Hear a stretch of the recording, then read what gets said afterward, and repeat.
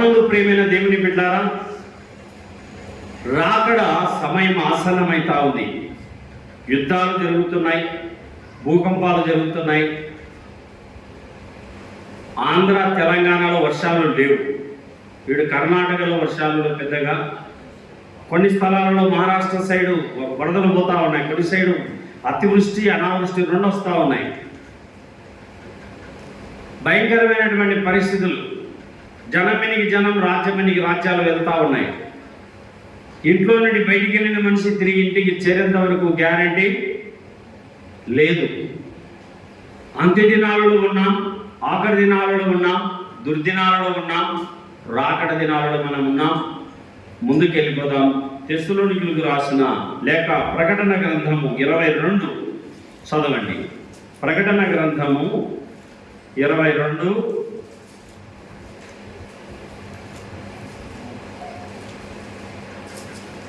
7. ప్రకటన గ్రంథము, ఇదిగో నేను త్వరగా వచ్చుచున్నాను.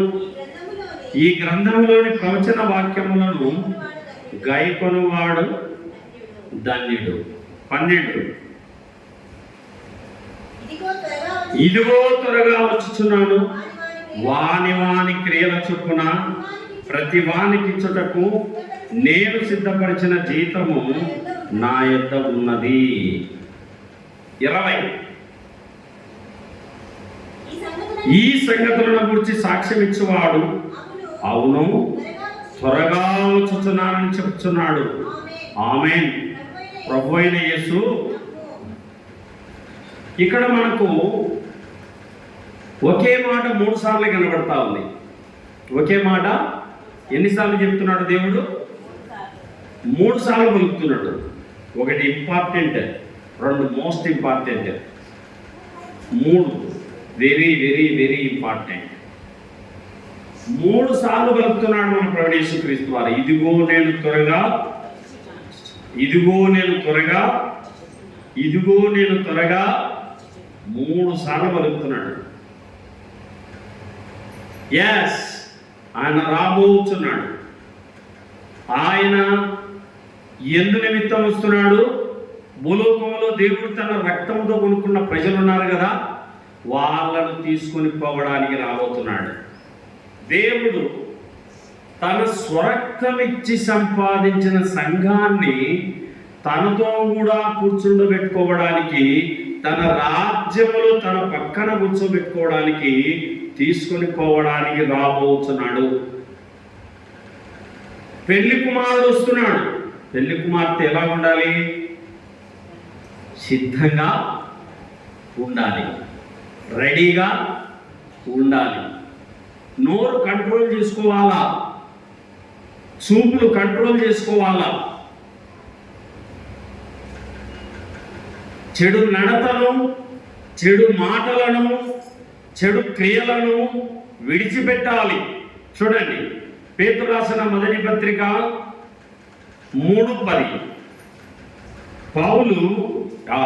పీటర్ రాసిన మొదటి పత్రిక 3:10.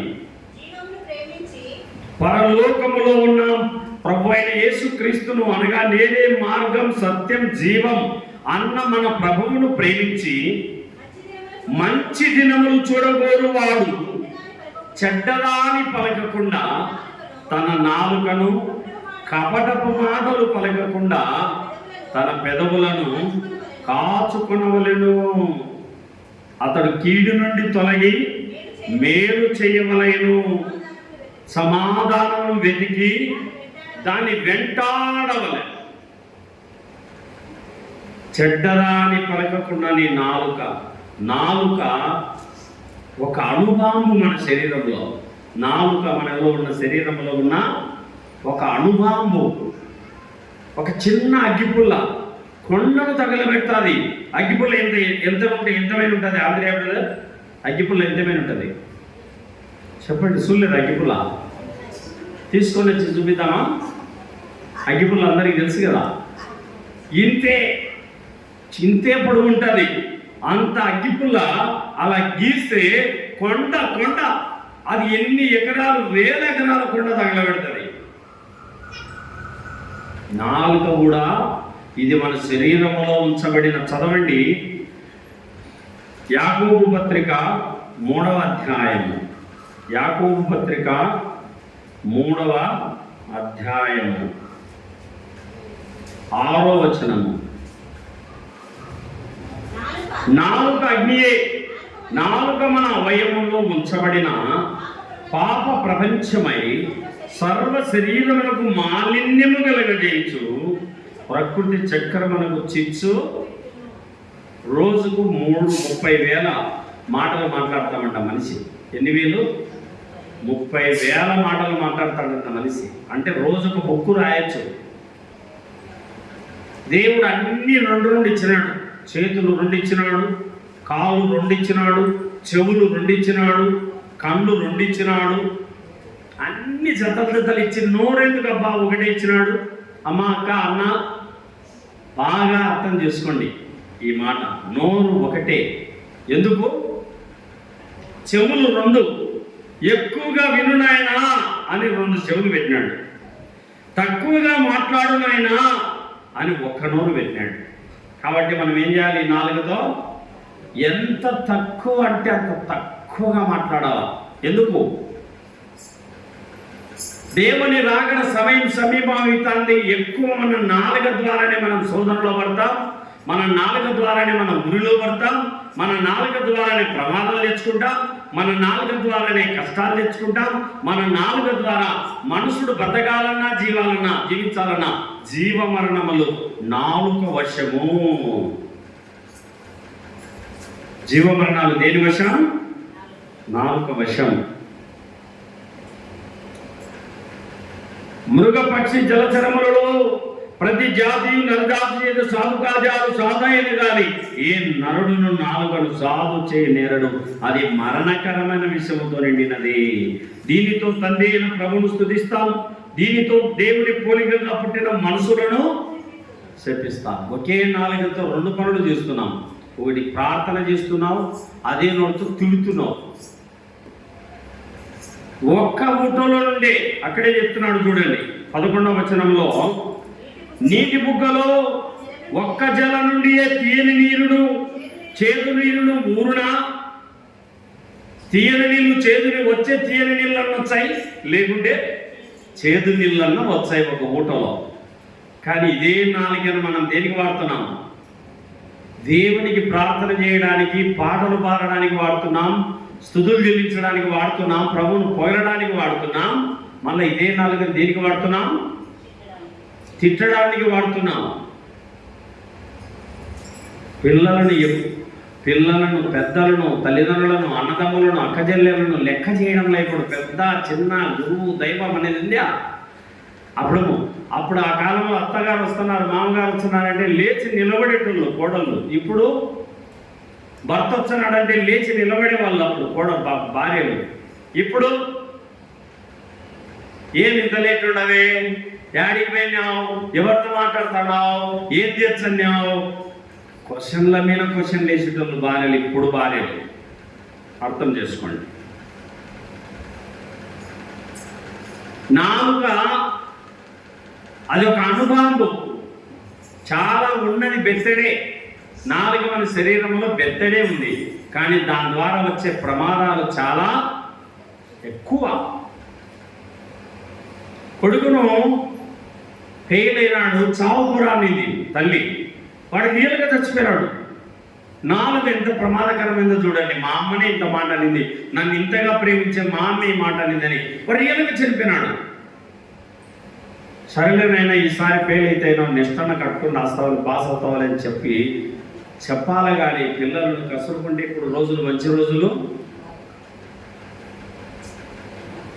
జాగ్రత్తగా ఉండాలి. నాలుక మన శరీరంలో ఉన్న పాప ప్రపంచము. నాలుక చాలా ప్రమాదం. ఈ నాలుకతో ఎంత మాట్లాడాలి? కొలొస్సీయులకు రాసిన పత్రిక 4:6 ఎంత మాట్లాడాలో దేవుడు చెప్తున్నాడు చూడండి, నేను కాదు. కొలొస్సీ 4:6 ప్రతి మనుష్యునికి ఎలాగూ ప్రత్యుత్తరం ఇవ్వలేను అది మీరు తెలుసుకున్నటకై మీ సంభాషణ ఉప్పు వేసినట్టు ఎల్లప్పుడూ రుచిగలదిగాను ఉపవాసహితముగా ఉండనిది. మీ మాటలు ఎట్టుండాలట? ఎల్లప్పుడూ రుచిగలదిగా ఉండాలట. రుచి అంటే తక్కువగా మాట్లాడితే రుచి వస్తుంది. ఎక్కువగా బాగుతున్నాం అనుకో, నోరుంది కదా అని దాన్ని ఎంత వాడాలో అంతే వాడాల. పప్పులోకి ఉప్పు వేసినట్టు మీ మాటలు ఉప్పు వేసినట్టు అంటున్నాడు ఇక్కడ. మీ సంభాషణ ఉప్పు వేసినట్లు. పప్పులోకి, ఇంత పప్పులోకి రవ్వ ఉప్పు వేస్తావు. అట్ట ఉండాలని మాటలు, అంత తక్కువగా ఉండాలని మాటలని దేవుడు చెప్తున్నాడు. ఒకటి వస్తాడు, ఇదిగో నేను త్వరగా వచ్చుచున్నాను. రెండవ మాట, ఇదిగో చదవండి ఆ మాట 7వ వచనములు, ఇదిగో నేను త్వరగా వచ్చుచున్నాను. ఈ గ్రంథములోని ప్రవచన వాక్యములు గైకొనువాడు ధన్యుడు. ఏమంటున్నాడు? గైకొనువాడు. గైకొనడం అంటే దేవుని మాటలు వినడం, దాన్ని ఆచరించడం గైకొనడం అంటే. రెండవ మాటగా 12వ వచనం, వాని క్రియల చొప్పున ప్రతివానికి చెడుగు నేను సిద్ధపరిచిన జీతము నా యొద్ద ఉన్నది. రెండోసారి ఏం చెప్తున్నాడు? నా వాక్యాన్ని గైకొనమని అంటున్నాడు మొదటి మాట. రెండవ మాట, నీ క్రియలు, మంచి క్రియలు చెయ్యి, నేను జీతం ఇస్తాను అంటున్నాడు. మంచి పనులు చేస్తే పరలోకంలో జీవ కిరీటాన్ని, అక్షయ కిరీటాన్ని, వాడబారని కిరీటాన్ని, మహిమా కిరీటాన్ని, ఆనంద కిరీటాన్ని, అతిశయ కిరీటాన్ని నువ్వు పొందుకుంటావు. ప్రభా, ఇన్ని బహుమానాలా? యేసయ్యా, నాకు ఇన్ని బహుమానాలా? ఎస్, కొన్ని కోట్ల మందిలో, ప్రపంచంలో ఉన్న జనంలో నీ పేరు పెట్టి నేను పిలిచి, ఫల నమ్మకమైన మంచి దాసుడా, ఫల నమ్మకమైన మంచి దాసురాలా, నువ్వు నా కోసం బ్రతికావు, నా కోసం ఆదివారం నిష్ఠగా నడిచావు, నా కోసం బలలో చేశావు, నా సన్నిధిలో నమ్మకముగా, భక్తిగా, భయముతో గడిపావు, నా ఆజ్ఞలు గైకొన్నావు, నా ప్రేమను రుచి చూశావు. రెండవ మాట మాట్లాడు. మూడవసారి అంటున్నాడు, ఈ సంగతులను గురించి సాక్ష్యం ఇచ్చేవాడు అవును త్వరగా వచ్చుచున్నానని చెప్తున్నాడు. సాక్ష్యం ఇవ్వడం. మూడవదిగా మనం ఏం చేయాలంట? సాక్ష్యం. యేసు ప్రభువు నిజమైన దేవుడు, లోకానికి రక్షకుడు, సృష్టికి కర్త, పాపుల రక్షకుడు, పరిశుద్ధమైన దేవుడు. నీ బంధువులకు, నీ అన్నదమ్ములకు, నీ అక్క చెల్లెలకు, నీ స్నేహితులకు చెప్పాలా? రేపు యేసు ప్రభు వచ్చినాక నువ్వు ఉండవిగా ఎత్తబడతావు, నీ వాళ్ళందరూ విడవబడతారు. విడవబడే లెక్కల్లో నీ కుటుంబం ఉండాలా?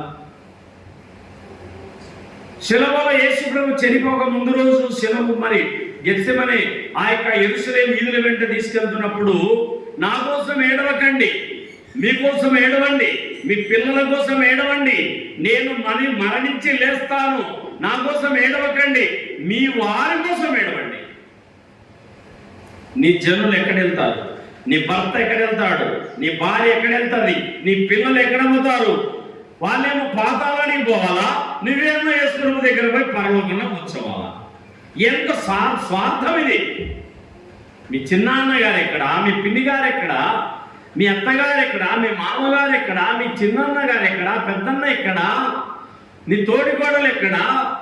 వాళ్ళు ఎక్కడ ఉన్నారు? వాళ్ళు ఎందుకు దేవుడిని నమ్మలేదు? వారికి ఎవరు చెప్పాలి సువార్త? ఎవరు ప్రకటించాలి? సాక్ష్యం ఏమంటున్నాడు యేసు ప్రభువు? 3 విషయాలు చెప్పాడు. ఒకటి, నేను వస్తాను, త్వరగా వస్తాను, త్వరగా దేవునికి ఆనందాన్ని కలిగించేది నీ సత్ప్రవర్తనే. నువ్వు ఇంకా సువార్త చెప్పలేకపోతున్నావంటే నీ బ్రతుకు సరిలేదు, క్రియలు సరిలేదు, నీ నడక సరిలేదేమో, నీ బ్రతుకు సరిలేదేమో, ఇంకా దేవునికి దుఃఖాన్ని కలిగించే క్రియలు కలిగి ఉన్నావేమో. కలిగిన భార్యతో తృప్తి చెందక, కలిగిన బట్టలతో తృప్తి చెందక, కలిగిన వాటితో తృప్తి చెందక పరుగులు తీస్తున్నావేమో. ఇకనైనా బుద్ధి తెచ్చుకొని మారు మనసు పొంది యేసు ప్రభు శిలువ రక్తమును శుద్ధి చేసుకొని పశ్చాత్తాపంతో ప్రాధేయపడి యేసు ప్రభు సొత్తుగా చేయబడి నీ బంధువులకు నువ్వు సాక్ష్యం ఇచ్చి యేసు ప్రభు రాకడను గురించి వారికి వివరించాలి. సో వార్తను వారికి అందజేయాలి. నాకు చదువు లేదే అంటారు. సువార్త చెప్పడానికి చదువు అవసరమా? సమరయ స్త్రీ డిగ్రీ చేసింది ఆ బైబిల్లో. సమరయ పట్టణాలలోకి వెళ్ళి, అయ్యా నా బ్రతుకంతా చెప్పినాడయ్యా, నేను చేసినవన్నీ చెప్పినాడయ్యా, అదిగో అక్కడ ఉన్నాడు మెస్సియా, రండి అని పిలుచుకొని వచ్చింది. యేసుప్రభు దేవుడు అని ప్రకటించడానికి చదువు అవసరమో? ఎవరు చెప్పాలి సువార్త? నీ కాలనీ ప్రజలకు, నీ వీధి ప్రజలకు, నీ బంధువులకు, మీ రక్త సంబంధికులకు సువార్త నువ్వు చెప్పగలిగితే చెప్పు, లేకపోతే నీ ఇంటి దగ్గర సువార్త మీటింగ్ పెట్టించి దేవుని ప్రేమను వారికి అందజేయి.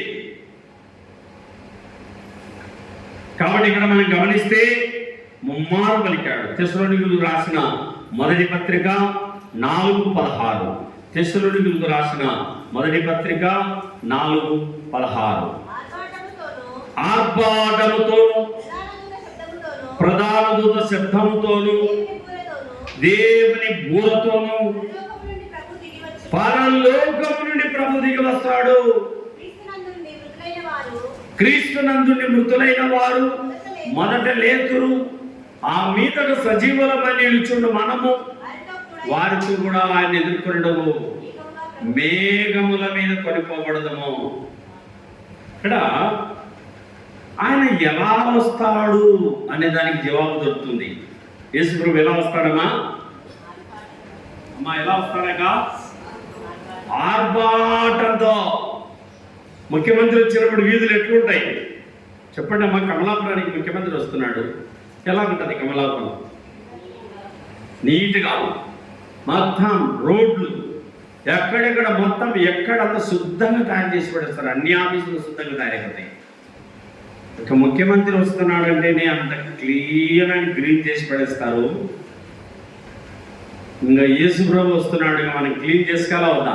మన ఇంటిని, మన ఒంటిని, మన నోటిని, మన చెవులను, మన కంటిని, మన దేవునికి దుఃఖాన్ని కలిగించే వాటి అన్నిటినీ తీసేసుకోవాలా.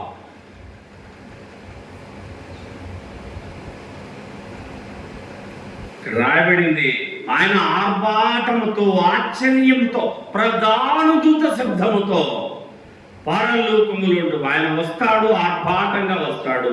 ఆయన ఎలా వస్తాడు? ఎక్కడ నుండి వస్తాడు? పరలోకము నుండి ప్రభు దిగి వచ్చును. రెండవ మాట జవాబు. ఒకటి ఆర్భాటంగా వస్తాడు, రెండు ఎక్కడ నుండి వస్తాడు? పరలోకము నుండి దిగి వస్తాడు. ఎక్కడ నుండి దిగి వస్తాడని రాయబడింది అక్కడ? పరలోకము నుండి ప్రభు దిగి వచ్చును. పదాలలో చెప్తున్నాడు. ఆర్భాటముతోను, ప్రధాన దూత శబ్దముతోను, దేవుని బూరతోను పరలోకము నుండి ప్రభువు దిగి వచ్చును. సోదరి సిద్ధమా? సోదరా సిద్ధమా? ప్రభునందు ప్రియ సహోదరుడా, ప్రియ సహోదరి సిద్ధపడుతున్నావా? ఇంకా ఎత్తబడాలంటే సిద్ధపడాలి. దేవుని రక్తములను కడగబడాలి. దేవుని బిడ్డగాను చేర్చబడాలి. దేవునికి ఆయాసకరమైన కారు ద్రాక్షలు కాల్చి వేసుకోవాలి. ఒకటి ఆర్భాటంతో వస్తాడు, రెండు పరలోకము నుండి వస్తాడు, మూడవదిగా చదవండి ఎప్పుడు వస్తాడు చదువుకుందాం. మార్క్స్ వార్త 13:36. మార్కు 13:36. ఆయన ఎప్పుడు వస్తాడు? మార్క్స్ వార్త 13:36. ఆయన అకస్మాత్తుగా. అకస్మాత్తుగా అంటే ఎవరికి తెలియగా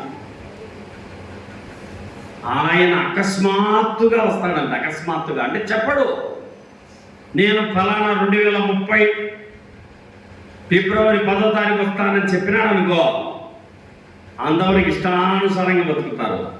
ఆ రోజు ఇంకా రేపు వస్తున్నాడు యేసుప్రభు 10వ తారీఖు ఫిబ్రవరి 10 ఇంకా రెడీ కావాలని చెప్పి అన్ని వదిలేసుకొని మొత్తం నోరు గీరు ఆగేసుకునేటోళ్ళు నోరు కడుక్కొని మొత్తం అన్ని ఆశలన్నీ వదులుకొని శుద్ధి చేసుకొని నేను రెడీ అనేటట్టు సిద్ధపడతారు. అందుకే ఆయన ఎలా వస్తాడట?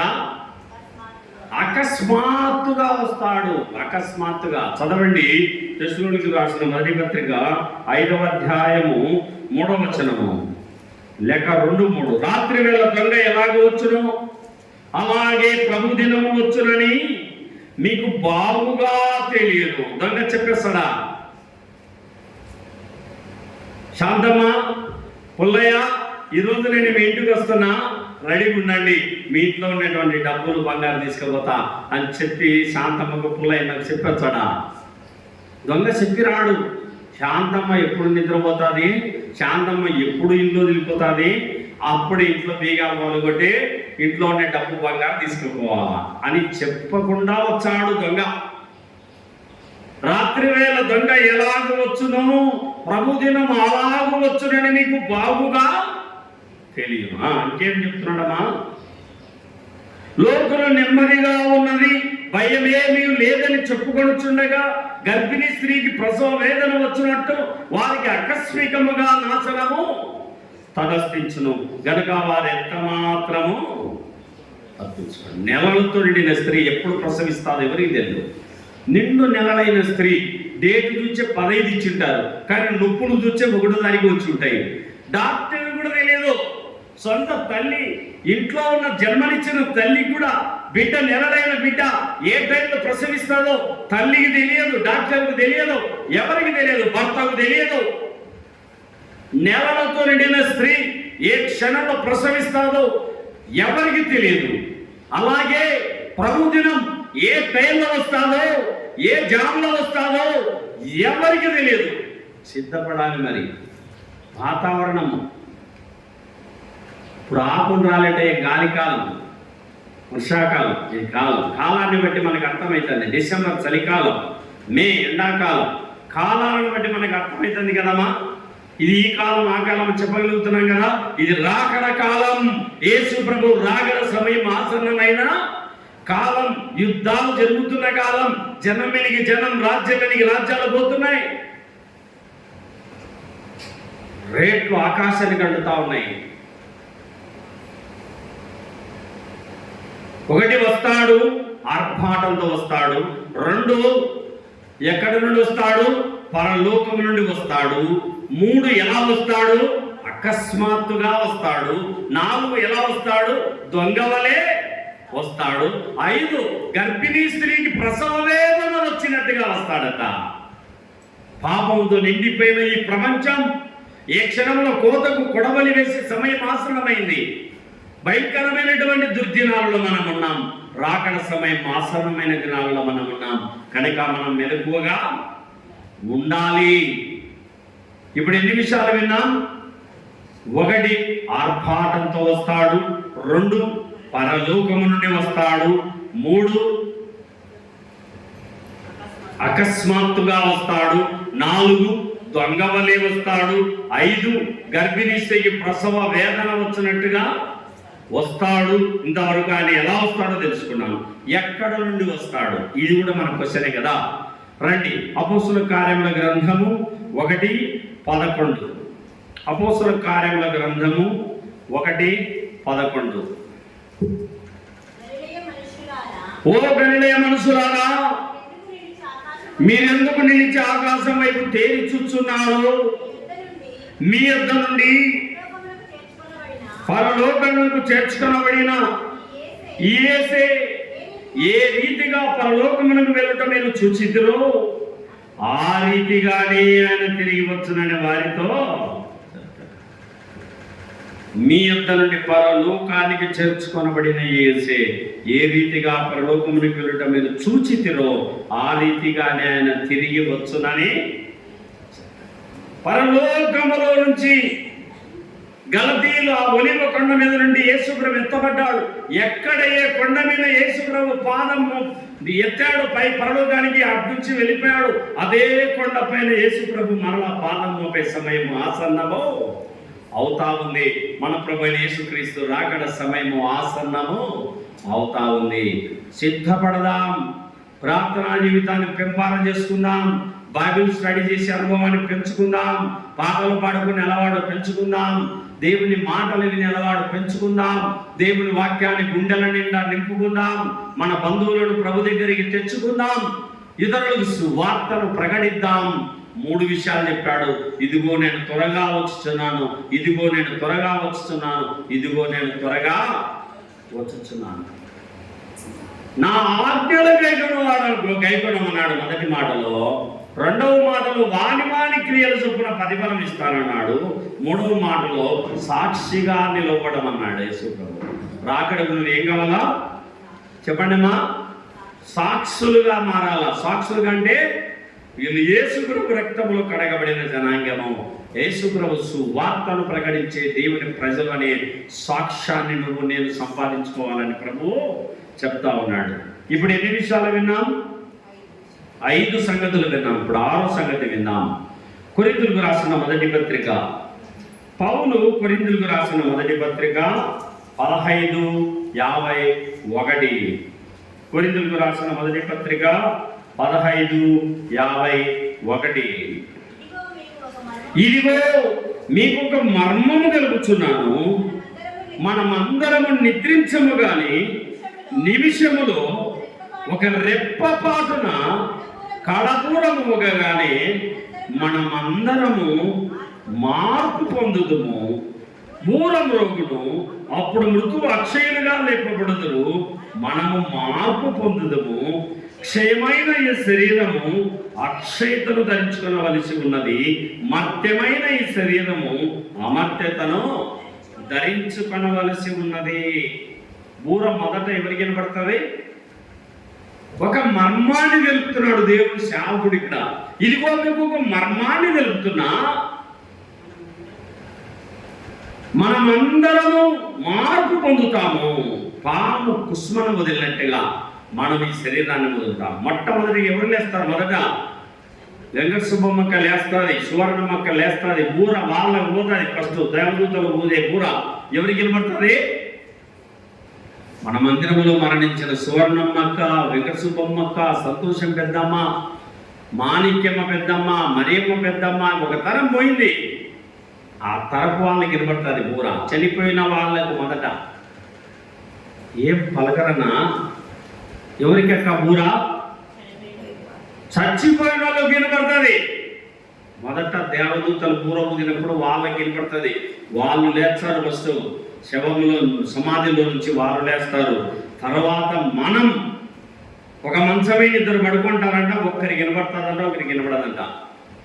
పొలంలో 2 కలుపు తీస్తా ఉంటే ఒకరికి వినపడుతుందంట బూర, ఒకరికి వినపడదట. ఒకరు నమ్మారు, ఒకరు నమ్మలేదండి. ఇంతే, అంత వెళ్ళేదా? తల్లి కూతురితో మంచంలో పడుకున్నారు. తల్లి దేవుని నమ్మింది, తల్లికి మాత్రమే వినపడుతుంది బూర. బిడ్డ దేవుని నమ్మలే, మందిరానికి రమ్మంటే రాలే, రక్షణ పొందలే, ఆ బిడ్డకి బూర వినపడదు.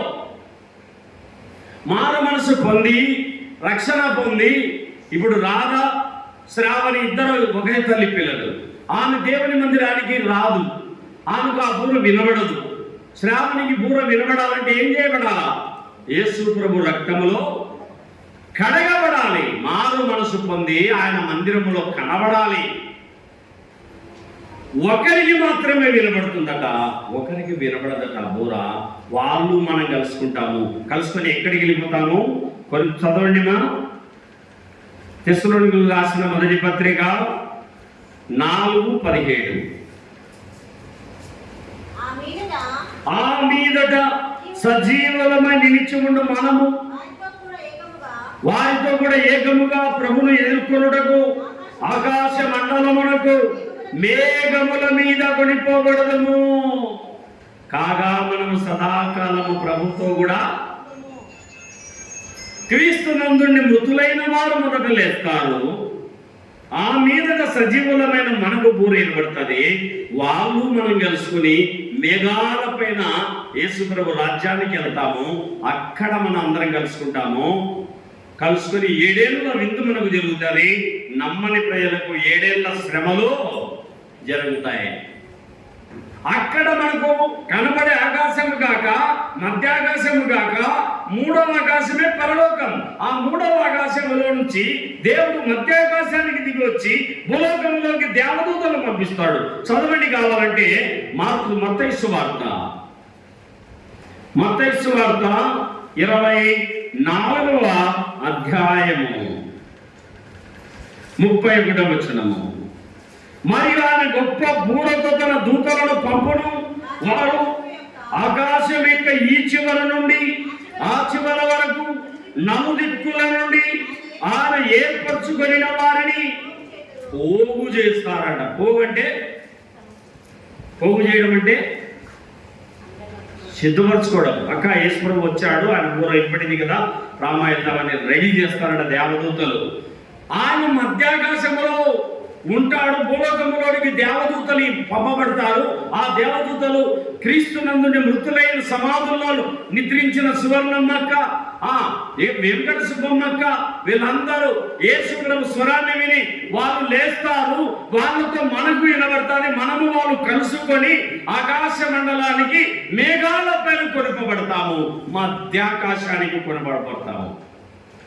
అక్కడ విందు జరుగుతుంది, 7 ఏళ్ల విందు. ఎందుకు? లోకములో అందరూ సినిమాలు షికారు చూసుకుంటా, గుట్కా రాజా పాంపరాకు సఫారీలు తినుకుంటా, మాంసం తెచ్చుకొని ఇంటికాడ సారా తాగకుండా తిరిగినారు కదా. మనం వాళ్ళ మాదిరి లేకుండా అలవాట్లు చంపుకొని, ఆశలు చంపుకొని, ఆ పద్ధతులు మార్చుకొని, నోటిని కట్టుకొని, కాళ్ళను కట్టుకొని, నోటిని కట్టుకొని, చెడు నడతను మానుకొని ప్రభు కోసం బ్రతుకుతున్నాము. కాబట్టి మనకు 7 సంవత్సరాల విందు జరుగుతుంది అక్కడ. 7 ఇయర్స్ డిన్నర్ అంట. మామూలుగా పెళ్లి జరిగితే ఎన్ని రోజులు విందు ఉంటుంది చెప్పండి అక్క? మీ ఇంట్లో ఒక పెళ్లి జరుగుతుంది, మీ ఇంట్లో ఒక పెళ్లి జరుగుతుంది, ఎన్ని రోజులు ఉంటుంది విందు? ఒకటా పెళ్లి రోజు, వారం, 11 రోజులు అయిపోతుంది, 15 రోజులు అయిపోతుంది, నెల అయిపోతుంది. నెల తర్వాత ఏమవుతుంది చెప్పండి అమ్మా? నెల తర్వాత ఇంట్లో సరుకులు అయిపోయింటాయి, ఇక చిన్నగా ఎవరిదాన్ని వాళ్ళు పడతారు. నెల పెళ్లి జరిగితే ఆ ఇంట్లో ఆనందంగా ఉంటాం. 7 సంవత్సరాల విందు. పరలోకములు అక్కడే మనకు బహుమతులు కూడా ఇవ్వబడతాయి. మధ్యాకాశంలోనే జీవ కిరీటం, అక్షయ కిరీటం, వాడమారణ కిరీటం, మహిమ కిరీటం, ఆనంద కిరీటం అక్కడే మనం తీసుకుంటాం. నమ్మని వాళ్ళ పరిస్థితి ఏంటి? సూర్యుడు నలుపై ఏ రోజు, చంద్రుడు ఎరుపై ఏ రోజు, సూర్యుడు నలుపై ఏ రోజు, చంద్రుడు ఎరుపై ఏ రోజు, భూకంపం కలిగే రోజు, దిక్కులే కారిచే రోజు, ఆ రోజు శ్రమ నుండి తప్పించే నాథుడు లేడు. అదే ఆ రోజు యేసయ్య ఉగ్రత రోజు, 7 ఏళ్ల శ్రమల రోజు, పాపులంతా చేర్చే రోజు. మారుమనసు పొందక, రక్షణ పొందక, మందిరానికి రాక, దేవుని పాటలు పాడక, వినక, సోదరి సోదరా, నమ్మని వాళ్ళ పరిస్థితి దారుణంగా ఉంటుందట. ఆ దినాలలో కత్తి తీసుకొని ఇక పోసుకుంటే రక్తం వస్తుంది తప్ప మరణం రాదట. చూద్దు, నా మాట కాదండి ఆ మాట. ప్రకటన గ్రంథము విడవబడిన జనాంగం గురించి నేను మాట్లాడుతున్నా. అందులో మీ బంధువులు ఉన్నారని ఒకసారి చూసుకో. విడవబడిన జనాంగం పరిస్థితి నేను చెప్తున్నా మీకు. 9వ అధ్యాయము 5-6 వచనాలు. ప్రకటన 9, 5, 6. మరియు వారిని చంపుటకు వారికి అధికారం ఇవ్వడలేదు, కానీ 5 నెలల వరకు బాధించుటకు వారికి అధికారం ఇవ్వబడెను. వాటి వలన కలుగు బాధ తేలు మనసుని కుట్టినప్పుడు బాధ వలె ఉంటాయి. మిడతలు వచ్చి కలిస్తే తేలు కుట్టినట్టుంటదట. తర్వాత ఆ దినములలో అయ్యా మేము ఈ ఉగ్రత తాళలేము, ఈ బాధలు తట్టలేము, ఈ కష్టాలు పడలేము, ఈ ఉగ్రతను తాళలేము అని చెప్పి ఆ దినములలో మనుషులు మరణం వెతుకుతురు, కానీ అది వారికి దొరకదు. చావవలనని ఆశపడుదురు, కానీ వారి యుద్ధ నుండి పారిపోను. చీకటి కన్ను పొడుచుకుంటే కనబడేగా. ఇంతోడు తింటాడు, ఇంతోడు తింటాడు. ఆకలి తట్టుకోలేదు, ఇక ఆకలి తట్టుకోలేక మనుషుల్ని పిక్క తింటారు. ఇక 7 ఏళ్ల శ్రమలంటే, ఆ శ్రమలలో నీ పిల్లలుంటే నీకు ఒకసారి కడుపులో తల్లట రావాలా, మరి బాధ రావాలా? నీ పిల్లలు మారు మనసు పొందలేదు కదా, రక్షణ పొందలేదు కదా, బాప్తిస్మం పొందలేదు కదా, భయంకరమైన విగ్రహారాధనలో ఉన్నారేమో, నిజ దేవుని ఆరాధన చేయలేదేమో. మారు మనసు పొందని వారికి శ్రమలు తప్పవు. నమ్మిన వారికి 7 ఏళ్ల విందు అక్కడ, నమ్మని వారికి 7 ఏళ్ల శ్రమలు ఇక్కడ. మనమేమో విందులో కూర్చుంటాం, మన బంధువులంతా ఆడుంటారు. ఎడల శ్రమంలో ఉంటారు. ఎత్తబడే సంఘంలోకి తీసుకురా. మా నాన్న కాళ్ళ మీద పడి ఏడ్చాను నేను, వీలున్నప్పుడల్లా ఏడ్చాను. ఎందుకో తెలుసా? నాయనా, నేను వెళ్ళే పరలోకానికి నువ్వు రావాలంటే యేసు ప్రభువుని నోటితో ఒప్పుకొని హృదయమందు విశ్వసించు. ఆయన దేవుడు, ఆయన నీ కోసం ప్రాణం ఇచ్చాడు, రక్తం కార్చాడు. ఆ రక్తములో నువ్వు కడగబడితే పరలోకం, కడగబడకపోతే నరకం అని సువార్తను ప్రకటించామండి.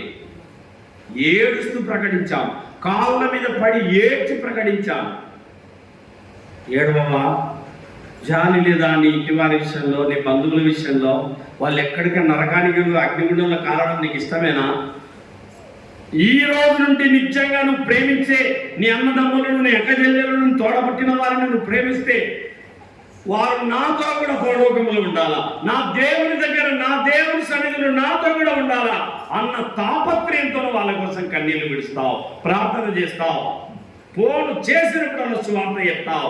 ప్రతిసారి యేసు ప్రభు రాకడ ఆసన్నమైందని చెప్పు, యేసు ప్రభు త్వరలో రాబోతున్నాడని చెప్పు. చెప్పాలండి. వారికి చెప్పకుంటే నువ్వు లెక్క దేవునికి చెప్తావు. కాబట్టి చెప్దాం, యేసు ప్రభు రాకడ సమయం ఆసన్నమవుతుంది.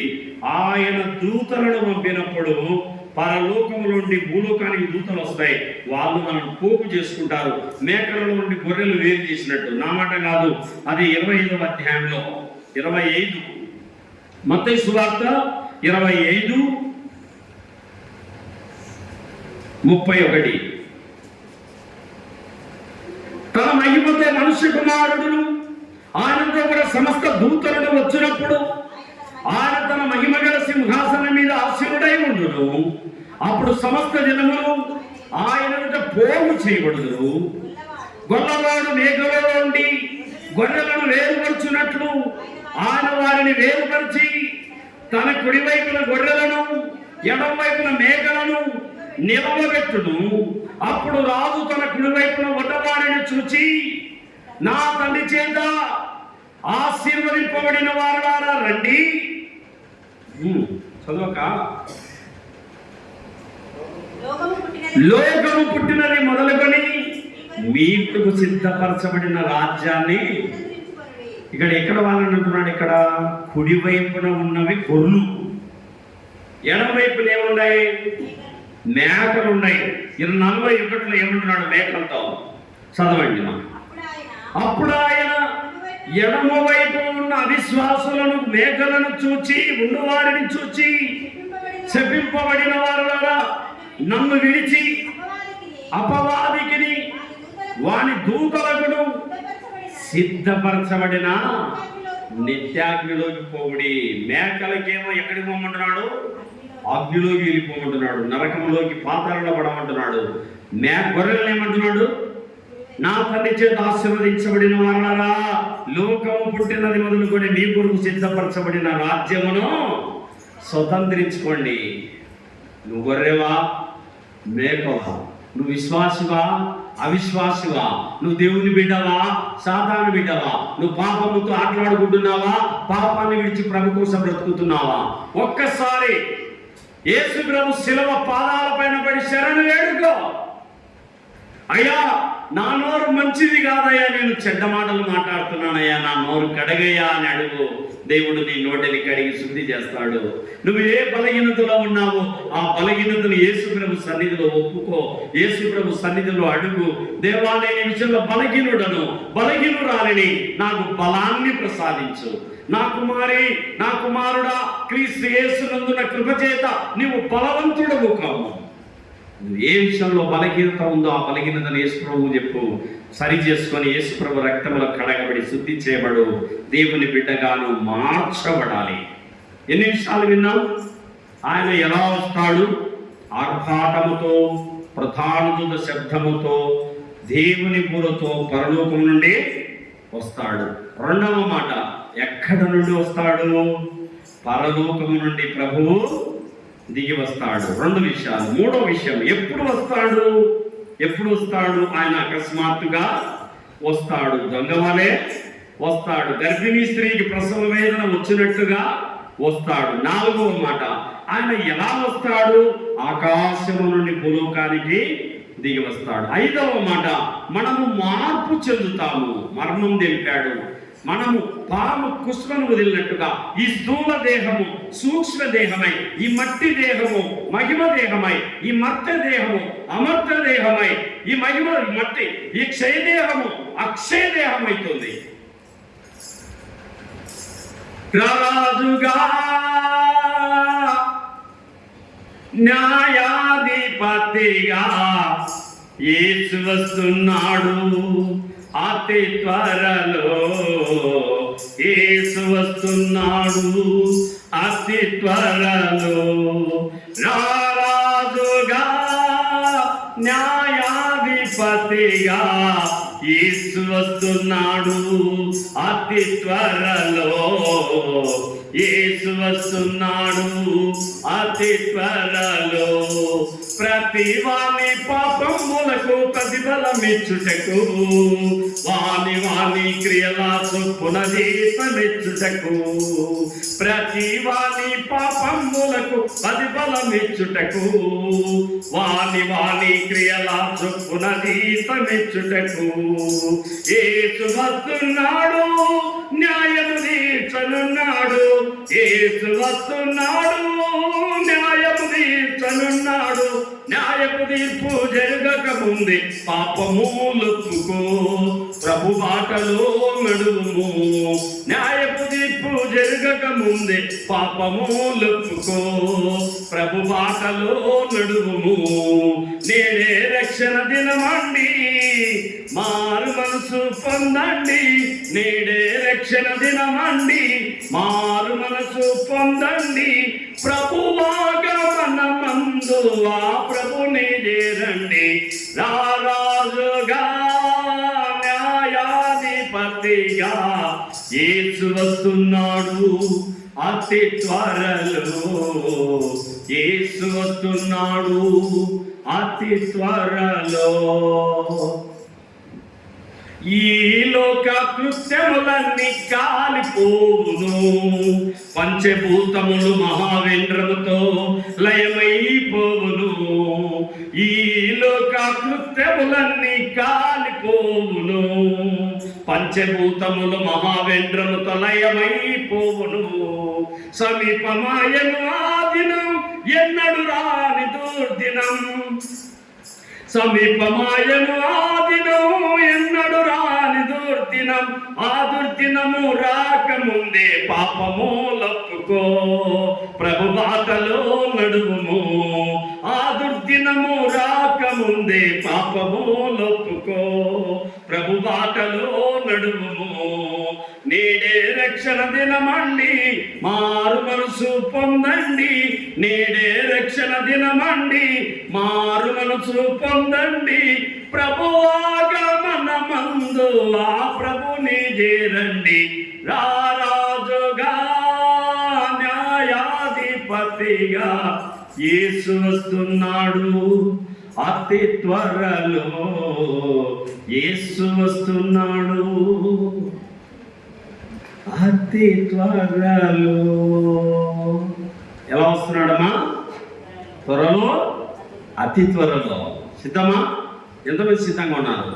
ఏ క్షణం వచ్చినా సరే బ్రదర్ నేను రెడీ, సిస్టర్ రెడీనా, బ్రదర్ రెడీనా? వెరీ గుడ్, రెడీగా ఉండండి. పెళ్లి కుమారుడు వస్తున్నాడు. పెళ్లి కుమార్తె సిద్ధంగా ఉన్నట్టుగా మనం ఉండాలి. ఆయన వస్తాడు, ఆర్భాటంతో వస్తాడు, ప్రధాన దూత శబ్దంతో వస్తాడు, ఆ దేవుని బూరతో వస్తాడు. 2 ఎక్కడ నుండి వస్తాడు? పరలోకము నుండి వస్తాడు. 3 ఎప్పుడు వస్తాడు? అకస్మాత్తుగా వస్తాడు. దొంగ వలె వస్తాడు. గర్భిణీ స్త్రీకి ప్రసవ వేదన వచ్చినట్టు వస్తాడు. ఎలా వస్తాడు? ఆకాశము నుండి, పరలోకము నుండి వస్తాడు. మనం అప్పుడు ఏమైపోతాము? పాము కుష్మను వదిలినట్టుగా మనం ఈ శరీరాన్ని వదిలేసి, ఈ స్థూల దేహం ఇప్పుడు ఎగిరితే కింద పడతాం కదా, ఇప్పుడు ఈ శరీరాన్ని వదిలేసి అలాంటి మహిమ శరీరంతో ఆయన్ని కలుసుకుంటాము. మనం ఆయన మధ్యాకాశంలోని దూతలను పంపుతాడు. ఆ దూతలు వచ్చి మనం పోగు చేసుకొని మధ్యాకాశానికి తీసుకెళ్తారు. ఆడ 7 ఏళ్ళ విందు జరుగుతుంది. వేగిళ్ళ విందు తర్వాత మరలా భూమి మీదకి దిగి వస్తాము. కాబట్టి ఆయన రాకడను గురించి కొన్ని విషయాలు క్లియర్ చేశాము. మరికొన్ని సంగతులు వచ్చే వారము ఆయన రాకడ సందేశాన్ని మనం తెలుసుకుందాం. ప్రభు తన మాటలు దీవించుగాక. ప్రభా, ఈ మాటలు దీవించండి. నీరు గట్టి ఫలింపచే రాకడ సమయం ఆసన్నమవుతా ఉంది. ఇదిగో నేను త్వరగా వచ్చుచున్నాను, ఇదిగో నేను త్వరగా వచ్చుచున్నాను, ఇదిగో నేను త్వరగా వచ్చుచున్నాను. ఈ మాటలు చదువువాడు గైకొనువాడు ధన్యుడు అన్నావు. వాని క్రియలు చొప్పున నేను జీతం ఇస్తానన్నావు. మీరు నాకు సాక్షులుగా ఉండమన్నావు. ఈ 3 విషయాలు నీ బిడ్డల హృదయాలు పదిలము చేయండి. బలహీనుడనైన నన్ను బలపరిచి మీరు అందించిన మాటలను బట్టి నీకు స్తోత్రం. జ్ఞానం లేని నాకు జ్ఞానం ఇచ్చి నడిపించినందుకు నీకు స్తోత్రం. మా ప్రభువాన్ని ప్రేమ ఎంత వివరించినా తక్కువే. దేవా, విత్తిన వాక్యాన్ని నీరు గట్టి ఫలింపచేయి. మా కుటుంబాలను, మా అన్నదమ్ములను, మా అక్క చెల్లెలను, మా తోడబట్టిన వారిని, మా మామగారిని, మా అత్తగారిని, మా చిన్నాన్న గారిని, మా పిన్నిగారిని, మా ఎదురింటోళ్ళు, మా ప్రక్కింటోళ్ళు, మా ఎనికింటోళ్ళు, మా కాలనీ వాళ్ళు పరలోకానికి రావాలంటే వారికి స్వార్థ చెప్పాలి. వారిని ప్రేమతో నడిపించుకోవాలి. వారిని మందిరానికి తీసుకుని రావాలి. ప్రభా, సహాయం చేయి. నా కుటుంబ సభ్యులందరూ నా దేవుని మందిరంలో ఉండాలా, నా దేవుని రాజ్యానికి సిద్ధపడాలన్న తపన, ఆశ, తృష్ట మాకు దయచేయము. విత్తిన వాక్యాన్ని దీవించుము. యేసు ప్రభు పేరట స్తోత్రములు చెల్లించి వేడుకొనుచున్నాం పరలోకపు తండ్రి. ఆమేన్, ఆమేన్.